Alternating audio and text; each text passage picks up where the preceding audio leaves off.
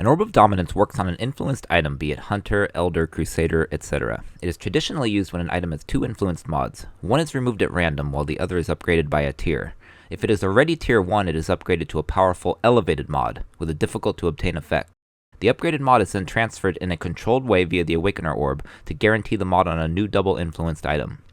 However, there is no rule against using an Orb of Dominance on an already double influenced item. My friend Viper here had a decent set of boots which were already Hunter and Shaper influenced, and decided to slam the orb on them to try to remove Projectile's Pierce, and to upgrade the Tailwind. What happened was interesting. The Tailwind didn't upgrade when the Pierce mod was randomly removed, which threw me off at first glance, but it was because the Shaper mod for cooldown recovery was actually hit to become elevated.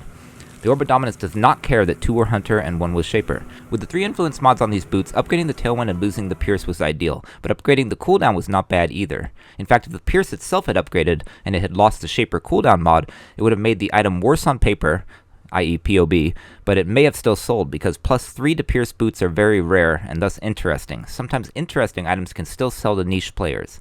The only bad thing that could have happened was for the Tailwind to go away. In this sense, it reminded me of playing the double 2-to-1 strat in roulette, which is the only way I play roulette. If any of these numbers hit, you have a 24 out of 37, close to 2/3 chance on the European wheel, to make $10 profit. If any of these hit, you have a 13 out of 37, or close to 1/3 chance to lose $20. Always play the European wheel, which lacks the double zeros.